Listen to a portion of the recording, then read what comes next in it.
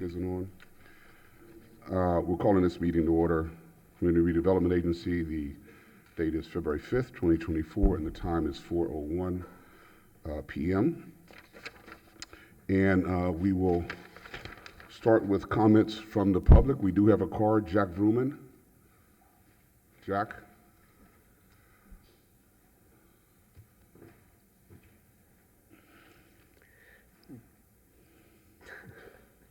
Jack Froman, West Palm Beach, Good Sam 57, Friends for Justice. It's been about 14 months since I've addressed you the last time, but nothing is going to be a big surprise what I'm going to say. We only need to walk a few blocks from here to see the results of your policies that are racist, not by intent, but rather by their impact. It doesn't mean that any of you are racist. It simply means that you are politicians operating in a capitalistic society.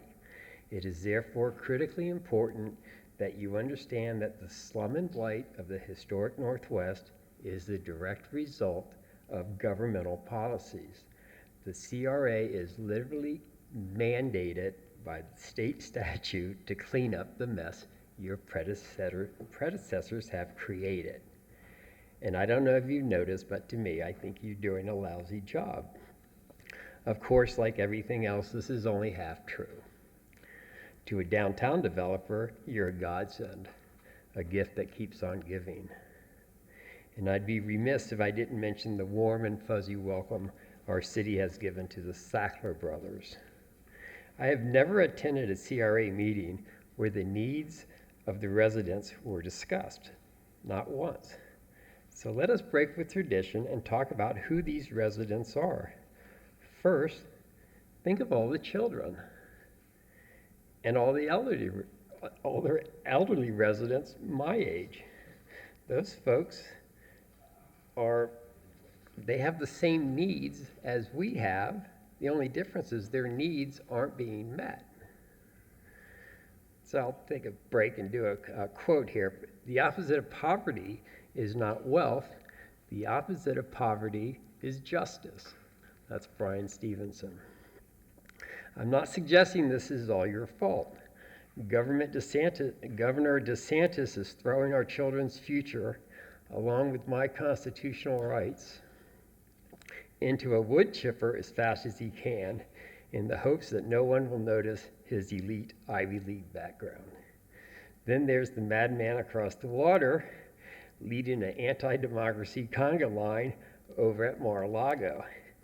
And it ties my gut biome into knots that so many of the rich, intelligent, and conservative people I grew up with are lining up to drink the orange Kool-Aid.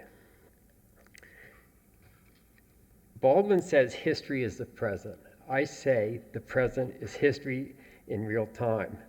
Because the clock is spazzing out, I guess I'm out of time. Do you know anything about that? But anyway, peace. Thank you very much. Now I'll go to comments from the dais. Madam President, Commissioner, President Warren. No comments.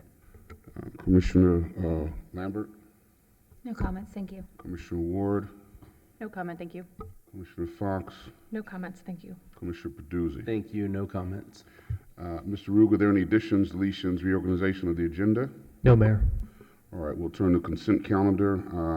Item 6.1. I will entertain a motion if there's no discussion. Mayor, I move acceptance of consent calendar. Approval of consent calendar. It's been moved. Is there a second? Second. Hearing none, all those in favor say aye. Aye. All those Aye. opposed, like sign. Okay.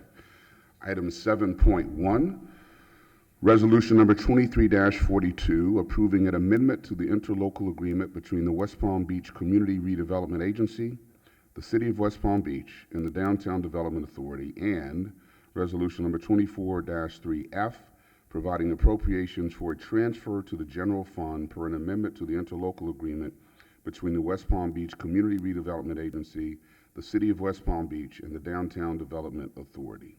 Mr. Rugg? Thank you, Mayor. So since this is a tri-party agreement between the CRA, the DDA, and the city. I've asked Executive Director Rafael Clemente to give a presentation on this agreement and the services that the DDA will be providing under it. Very good. Mr. Clemente? Good evening, Mayor James, board members, Rafael Clemente, Executive Director of the Downtown Development Authority. I felt a little pressure since I was the only formal agenda item, so I put together a stellar presentation, which I hope you'll agree it's a stellar presentation. Sure it will be. Just a quick recap. As a special district within your boundary, both as a city and a CRA, anything we do, any work we get done, any authority we have comes with the explicit approval of that from this body and you acting as the city. And that partnership has been in place under an interlocal agreement since 2007. Today's update, we're going to learn a little bit about what's changed. Just really more for the public watching, this is our boundary. Most of the square is carved out of that, and the line jogs around roughly at Quadro Boulevard, follows Banyan Boulevard west to Australian Avenue. And how we work, we are a component part of city services within the district that we serve. We provide that over and above service within the DDA boundaries, always in conjunction with and collaboration with city and private sector. As I said, any powers or authority that we have are really provided to us by this body and by the city commission. And then the evolution of our role, at least in my time at the DDA, we have increasingly moved toward quality of life. Our residential population has grown tremendously, continues to grow, and the more that happens, the more we need to seek ways out to make the neighborhood that is downtown as compatible with residents as possible. Well, it's also the seat of government, our entertainment district, our cultural heart, et cetera. Most of the services we provide in the public space are provided by contractors. Myself and a staff of 8 at the DDA, and of course the board, we do a lot in-house, but services like sanitation, pressure cleaning, litter removal, et cetera, are provided by contractors that we have agreements with. A quick review of our funding. At our formation in 1967 as a special district, we were a 1 mil levy. In the early 90s, the district voted to double that millage to 2. In 2007, we reduced it to 1, and we've continued to whittle away at it following the lead of the city on reducing our tax burden on our stakeholders. And of course, anything that we levy up to 1 mil is matched by the CRA, by this body, and we take that money all together and provide services to the district. This year, our budget is just shy of $10 million, and I believe that once we are finished with our audit and do our carry forward budget amendment, will probably be just north of $10 million. And looking at that, how that is spent, visually, it's easier than that. Visually, 50% or about $5 million of our budget is spent on services and projects and programs that serve the community, tangible in the public space. Cleaning, litter removal, landscaping, transportation operations, even pest control in some places. So exactly what does the DDA do? We do what our community has said is important. Clean and safe have always been top of mind for any community, but that's been made expressly clear to us. I'm sure you all hear it as well as well-maintained public spaces, accessibility, meaning can you get around the area, walkability, great for any neighborhood, but especially for an urban place, quiet, peaceful environment, and of course, neighborhood-friendly businesses. These priorities, as listed here, have been established by the DDA board as our targets to achieve as a special district. And they are defined in a work plan under the 4 headings of physical environment, quality of life, business development, and marketing of our district. And again, over and above city services. That line changes all the time. Every year when I sit down with you and your staff, sometimes the line's here, sometimes the line's there. We always make sure that we are able to fill in any gap. Increasingly, people that do what I do as urban district managers think of your place in the same way. Everybody had psychology in high school or college or both. I'm sure you remember Maslow's hierarchy. So those very basic needs, psychological needs like food, pardon me, physiological needs, food, water, breath, etc., safety and security, belonging. Increasingly, we think of a place in the same way because it's about the people in it. Safety and security, accessibility, and then getting up to the tippy top of that triangle. Can it be socially vibrant? Can it be special and unique? A couple of recent programs that I'll just recap for you, and then we'll get into the interlocal changes. I have heard tremendous positive feedback about the Entertainment District Unit Police work in the past several months. As you may recall, early last year, the DDA purchased 6 electric bicycles and this electric cart here for use by the EDU. They're out and about all the time with them. We also hired on additional officers for dinner detail, weekends, etc. We're 3 months into that. I just got a very good report from Greg Rideau, Lieutenant Greg Rideau, that oversees the EDU. They're coming to the DDA board this month and are also meeting with the downtown safety task force that we formed to help address some of these issues. So far, so good, and I look forward to bringing you all a report on the outcomes of this program. Cleaning services, we contracted with Image. We've upped this program, as you'll see in the interlocal changes, but again, trying to make sure that we present our place in the best possible way, and cleanliness is front and center for that. And then also in our interlocal amendment today, landscaping services and changes there. This happened to be outside my window today, super coincidentally. One of Scott Lewis's guys was replacing the hanging basket plants, so I was able to snap this photo for my presentation. And then transportation, I know that Jessica Keller, who's been doing outstanding work, has been out in the community gathering feedback for the fixed route and the on-demand service. And a quick update for you. We instituted the fares to Palm Beach. We wanted them to buy into the program and support the expansion. So rides beginning or ending over the bridge, that the town of Palm Beach would supplement that service. They opted to not do that, so we implemented a fare of $4 per ride to or from the island.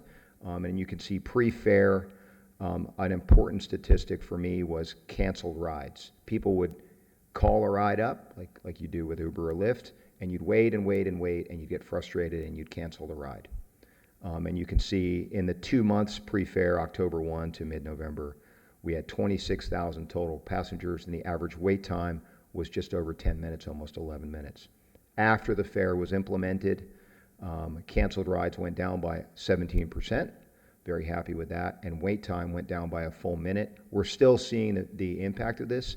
Ridership went up to 31,000 from 27,000, almost 32,000. So we're going in the right direction. We'll continue to monitor this. And of course, Jessica Keller and the team under Kevin Volbrecht are all compiling this data into the decisions they're making for the mobility program. ILA amendments. So I'm sure you all have had a chance to review this document, and I'm just going to walk you through them. Previous to the current amendment, the DDA was allocating $75,000 specifically to homeless outreach.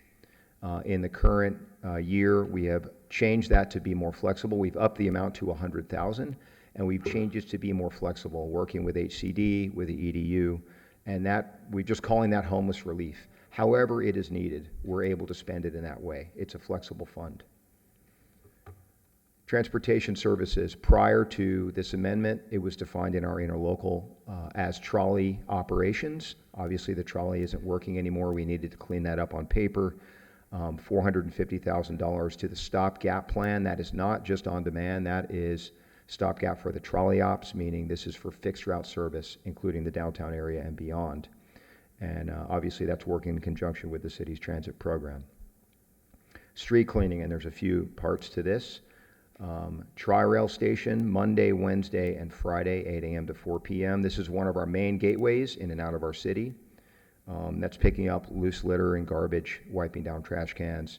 I'm there many mornings with Seth Buxton, dropping our kids off to go to Bach Middle School on the Tri-Rail, and things are looking better there, I'm happy to say, happy to report.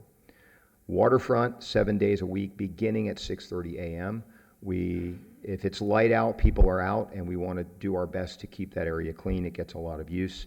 And like Tri-Rail Station, loose litter, garbage removal, wiping down trash cans, picking stuff out of landscaping beds, etc. Landscaping, and in City Hall area and your courtyard right out here at the Clematis Dixie corner, around all city garages, the Tri-Rail Station, and the tent site. The services are different in different areas. Obviously, the City Hall site is a bit of beautification, plant beds, etc. Tent sites kind of, mow and keep it green and looking good. And all of these locations also includes irrigation checks. We have learned over time, painfully so, that if an irrigation system stops working, you lose thousands and thousands of dollars worth of plants. So we have built in the service to make sure irrigation is working. I think every couple of weeks it's checked on, or maybe it's weekly. It's weekly. And the annual cost, this is a reimbursement from either city or parking, the parking fund, to the DDA for these services. This is the only reimbursement to us above and beyond our $2 million budget for the services on city property. And that's just shy of $140,000. Pressure cleaning, the 100 to 500 blocks and additional areas. And that's not just on Clematis, that's the stub outs to the alley roughly, and then other areas as needed. Things always come up, whether it's in alleyways, waterfront, et cetera, and we have the ability to, upon request, clean additional areas beyond that, including Rosemary Avenue. And then sanitation, we have started emptying the trash cans on Clematis because we found that we're able to do it more frequently using our contractor and just have been able to stop spills and keep other things dealt with. We have a busy street, events happen, cans get full, and we're trying to stay on top of that more. It's actually saved us work because we're picking up less litter and doing less pressure cleaning as a result of that. And that is the complete presentation. I'm happy to answer questions. Thank you for that presentation. Raphael, can you go into some detailed discussion on the status of retail on Clematis Street? Do you have any plans? You working with private landlords? Are we making any headway, any improvement? It just seems like it's gotten very stale and we're stuck. Any thoughts? Yes, Mayor, I do have some thoughts. About 6 or 8 months ago, we retooled our incentive program to be more focused on target businesses in ground floor spaces. That includes obviously retail with a priority on retail. And that includes money for leasehold improvements to spaces, which could be subdividing a space, or other types of improvements that would make it tenantable for a retailer or others. Part of the challenge on our main street, on Clematis Street, is the vacancies that exist are big. And if you have 5 or 6 or 8,000 square feet, that's a lot of space for a retailer on a main street to take down under a lease at $40 or $50 a square foot.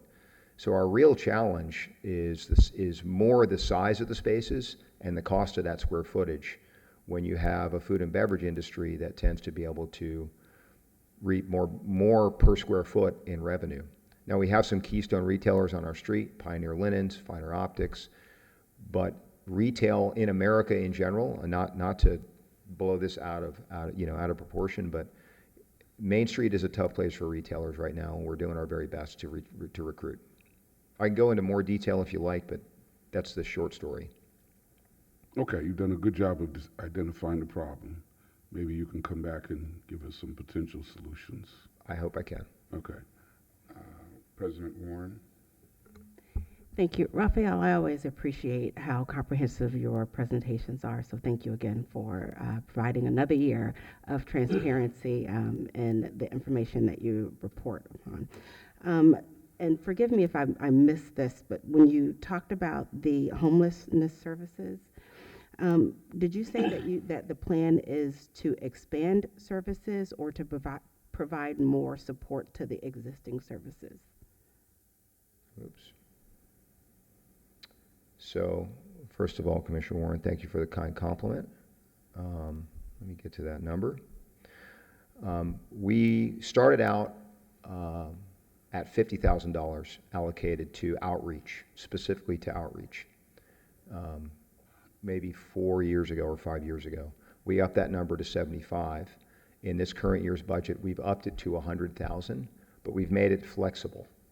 So whether that is to provide funding for outreach professionals under Jennifer's program, or an emergency ride home for someone, even emergency housing, we're trying to be more adaptive, because as we're learning in working with the professionals in the field, with our law enforcement officers in downtown, that there is no one-size-fits-all solution for these individuals. So we've tried to set up a fund that can be used in the most necessary way for a case-by-case basis, at a higher level than we were at in the past. Thank you, Mayor. Yes. And where is the hub for Circuit? Is there a location where they typically are where they are? Yes, Circuit is operating out of Mr. Green's building at the corner of Datura and Rosemary. That's like their charging station and call center. I think Rose Trolley has her own office, has an office, but that is kind of the main center. But all rides are dispatched through the app. I know they are working on a phone number, which I'm happy to hear about, but it's app driven, but that's their charging center and maintenance center. Thank you. Yes, ma'am. Commissioner Lambert, then Commissioner Fox. Thank you so much for the presentation, and I appreciated the data that you provided regarding the free ride and the fair ride. It's great to see that we're using that data to adjust and to be able to track our progress, so thank you for that. I'm also appreciative of the flexibility of that funding that you were just talking about regarding homelessness, and I'm curious if you can share, because you're in such a concentrated area and that our downtown is typically where we see our homeless, is there some trends that you're seeing, or some insight that you can provide? I know there was a recent TV news article that came out about the homelessness on our main street, and would love to hear your firsthand experience and thoughts on that. Thank you, Commissioner Lambert. Homelessness is the most difficult problem I think any of us can deal with. It is complex. It's legally challenging to be able to provide services or to enforce laws. I hear from stakeholders, residential property owners, business owners, and visitors that it is an increasing problem in our district, hence our higher spend on it, both from an enforcement perspective and a services perspective. Trends I am seeing, it seems like the population in downtown goes up and down. That transient individuals that may be moving through the area or temporarily homeless find their way downtown. There's a concentration of services. There's transportation hubs like Tri-Rail and the bus terminal, Amtrak, et cetera, that are a gateway. A lot of people move around the region that way. We have obviously St. Anne's not far away, and we have places where people can get their needs met, whether that's food, shelter, et cetera. So we are, like any other downtown district in America, kind of the hotbed for the problem. That's just how it is in any downtown. I participated about a week and a half ago in the point-in-time count that the homeless services organizations do countywide once a year. And I will tell you, not to get too down, but it was a heartbreaking experience, but one that I'm happy I was able to participate in. I went out with Ali Severino and her team from 4 p.m. to 10 p.m., including downtown and parks and public spaces, I-95 right away. We have a big problem in our region, a really big problem, and it's exacerbated first and foremost by affordable housing. That is the number one cause of homelessness in America and in our county. And I think people want to believe that people are homeless because they're hooked on drugs or they're hooked on alcohol. There's really not a correlation between that. People wind up in those situations more so because they're homeless then they become homeless because of that. Housing affordability is the number one cause of homelessness in America, and the top 10 least affordable places in America have the top 10 per capita highest rates of homelessness. We all know what has happened in South Florida over the past few years, and we're seeing the result of that. Compounding the problem, our state has one of the worst or lowest levels of access to mental health services in the nation. So individuals that don't have insurance, that don't have other means for paying for these services or getting to these services, are finding themselves without, and the result, again, like affordability, is they wind up on the street without resources. And the burden falls on the shoulders of cities, of local governments, and we're a patchwork. We're not a comprehensive approach. Well, thank you for working with the city and our partners throughout the community to address those needs. I definitely understand it's a need much bigger than just our city to address, but I think we're taking good steps forward. Mayor, I actually have another unrelated question, if I could. You mentioned, I think it was 184,000 that was maintenance at city, maybe it was City Hall, or you said city-owned properties. And then you said the city actually reimburses the DDA for that. Is that the city reimburses or the CRA reimburses? Commissioner, I believe it's the city and the parking department. It's work on city property. So a few years ago, we worked out this agreement because we already have the service teams in the district. It was just, we kind of figured out we can provide this service easily. They're already here.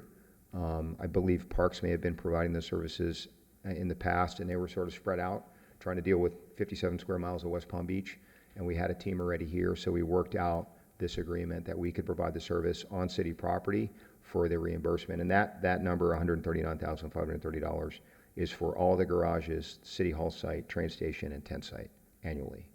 Oh, great. Well, I appreciate the efficiencies. Thank you. You're welcome. Commissioner Fox? Thank you so much. I really appreciate hearing all these things. I am a downtown resident, so I think I benefit more personally than some of my colleagues, so it's great to hear all the things that you're doing. Several of us, I think, attended the DDA Summit a few months ago, and I know that there was a portion of the event where you were asking kind of survey questions, what people would like to see, what they loved about the downtown, what could be improved. Are there any takeaways that you can share with us? I mean, things that maybe came to the top that we didn't know about that people would like to see, or that people are, I know the homeless issue is something we hear a lot about, but are there other things that were of concern that we should know about, and other things that people really wanted out of the downtown that we should know about? Thank you for asking that question, Commissioner. And I am looking forward to bringing the full update to this body.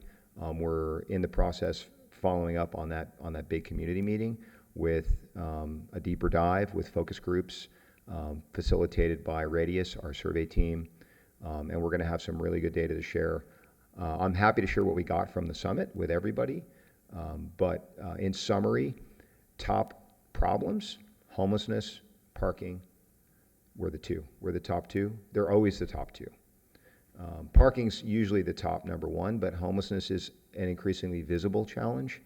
And it's always top of mind for folks, particularly downtown stakeholders like yourself. That rose to the top. People did ask for more retail, more diversity in things. Surprisingly, people asked for more events downtown. And we didn't get to the point of saying what type of event, but people asked for more types of activations and events. Positives, I was pleased to see that most people felt that downtown was generally clean. Most people felt that downtown was generally safe, visually appealing, and livable overall in general. I'm happy to share that data with you, the sort of what that survey tool spit out. But we're compiling all that with these focus group meetings. And then when we come back to you, this is all leading up to an interlocal and work plan update for the DDA later this year. So I'm very much looking forward to not just sharing that data with you, but working through those details that we've learned from our community. So thank you for that question. Any other questions, comments? Commissioner Lambert? Thank you. I just have one other question. On the pie chart, you showed that 50% of the budget goes to direct services in the public realm, And I know that you talked about adjusting what you spend those funds on year over year, but has that typically been 50%? It's changed. No, so in the past, that number's gotten bigger and bigger. In the past, we were probably between 30 and 40%. The past couple of years, we've been around 50%. And Commissioner Lambert, I think as we continue to grow, particularly residential population continues to grow, that number's going to keep getting bigger. Areas of our downtown that were inactive or, sort of dormant are completely activated now and full of people. And, I always say that we try to keep up in terms of the public realm. We try to stay in step with private investment. And as new businesses and new people come into our district, on their doorstep, wherever that may be, we're trying to make everywhere as nice as anywhere else is in the downtown area. So, yay, we're doing better, our budget's up, but yay, we've got plenty more to do. And a saying we live security. by is we can fix it, but you can't keep it fixed. So we have to stay always on that process. Thank you. And if I could add, on the issue of homelessness, I get to interact with your team a lot, with Jennifer Ferriol, Ali Severino, your downtown entertainment district officers, your homeless outreach officers. You have an absolutely outstanding team. Not only do they work hard, but they really care. The men and women that are on the outreach team, the police officers, they really, really care about this issue. And I would challenge anyone in the public to go out and spend time with them and see what they are working with. I think that's a way to get an idea of what this challenge really is all about and sort of smash this myth that nobody's doing anything about it. We are trying very hard. Your team is trying very hard. It's just a super challenging issue. Well, thank you for those comments, particularly the last bit of comments. Homelessness is a very perplexing problem. For every phone call and email I get complaining about the homeless, I get an equal number of emails and phone calls saying that we're not doing enough for the homeless. I am conducting a workshop on later this month on homeless to try to bring together, subject matter experts from around the county. It is not just a West Palm Beach problem. It's a county, it's a regional problem. I'm not expecting, there is no silver bullet to solve it. There is no magic wand to solve it, but we have to engage in collaborative conversations. So, and that's what we're doing. Any other comments? If not, I'll entertain a motion. Mayor, I move to approve resolution number 23-42 and resolution number 24-3F.